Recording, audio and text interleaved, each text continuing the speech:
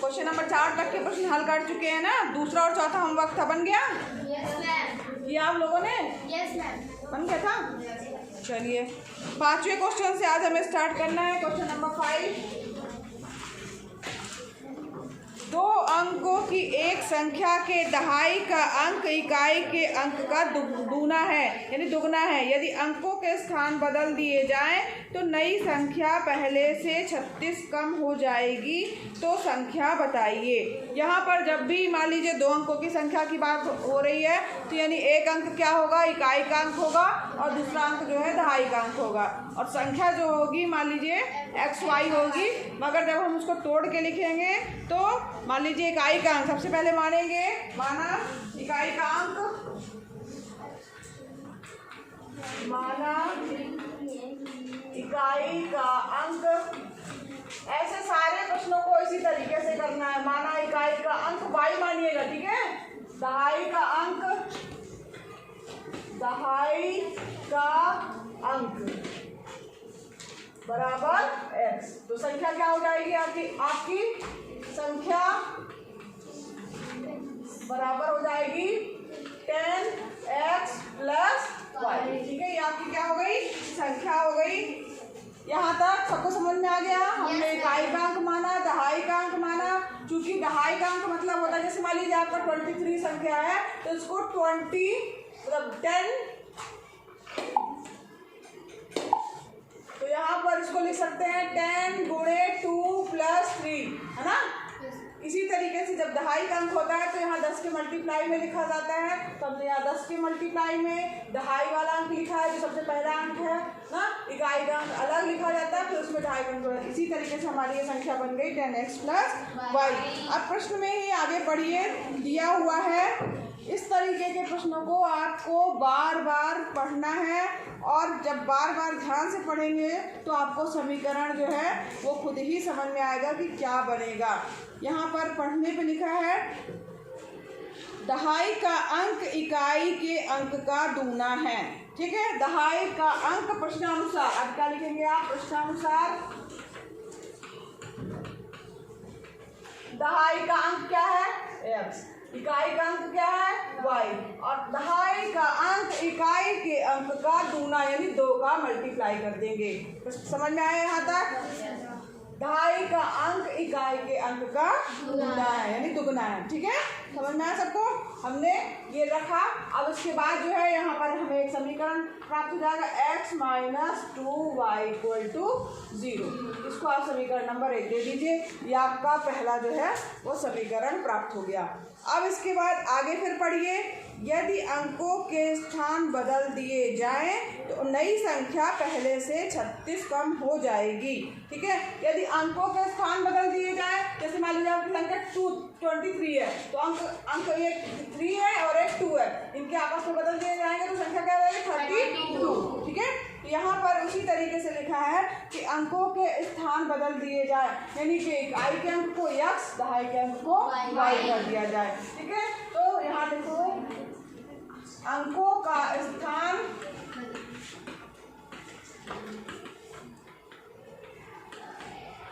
बदलने पर प्राप्त संख्या, यहाँ ध्यान दीजिएगा।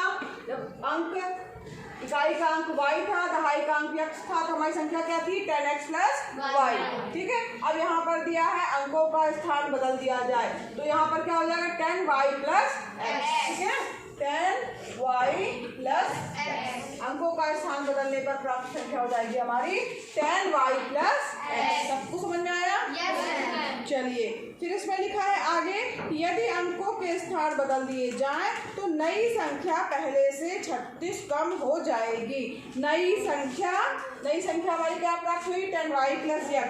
तो यहाँ पर फिर प्रश्नानुसार आपके आएगा, प्रश्नानुसार नई संख्या क्या प्राप्त हुई है 10y + x बराबर क्या हो जाएगी, दी गई संख्या से 36 कम हो जाएगी। यदि अंकों का स्थान बदल दिया जाए तो नई संख्या पहले से 36 कम हो जाएगी। पहले संख्या हमारी क्या थी 10x + y, उसमें 36 x घटा देंगे, है ना। तो ये जो प्राप्त संख्या है उसमें से 36 कम हो जाएगी। तो यहाँ पर जो है समझ में आया?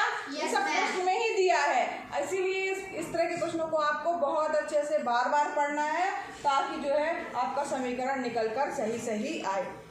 अब यहाँ पर इसको हल करेंगे आप। यहाँ x दिख रहा है, यहाँ y दिख रहा है। तो यहाँ पर क्या हो जाएगा 10y minus y plus x minus 10x बराबर -36। हमने x और y के सारे पदों को एक तरफ रख दिया है और अंक को उस तरफ रखा है। 10y से y घटेगा, क्या रहेगा बच्चों 9y और यहाँ -9x बराबर -36। 9 सब में से कॉमन हो रहा है, -9 कॉमन ले लीजिए, -9 हमने कॉमन ले लिया तो y minus y plus x बराबर -36, x माइनस वाई बराबर -36 बटे -9, माइनस से माइनस कैंसिल, 9 एकम 9, 9 चौको 36।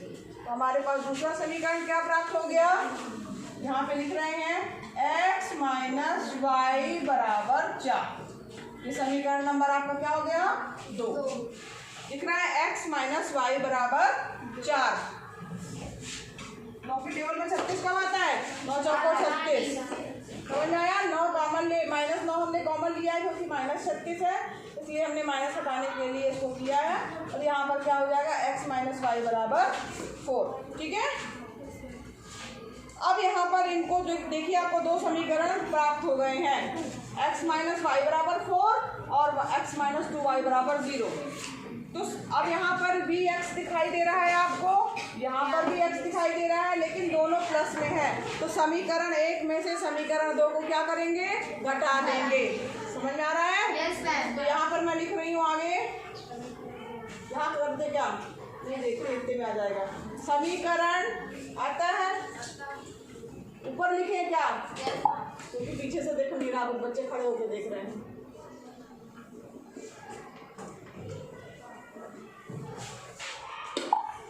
अब यहाँ पर लिख रहे हैं, ठीक है। Yes. आता है समीकरण 1 में 2 को घटाने पर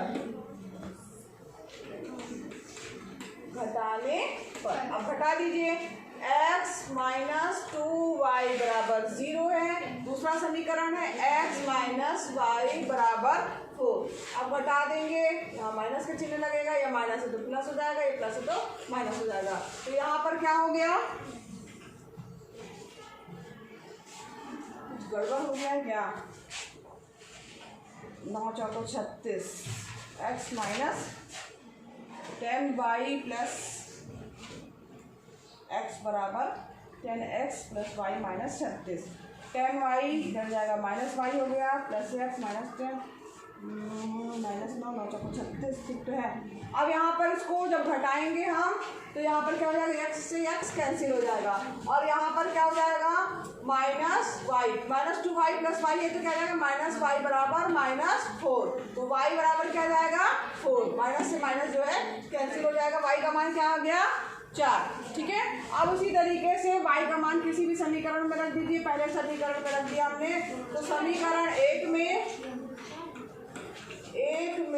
y का मान रखने पर,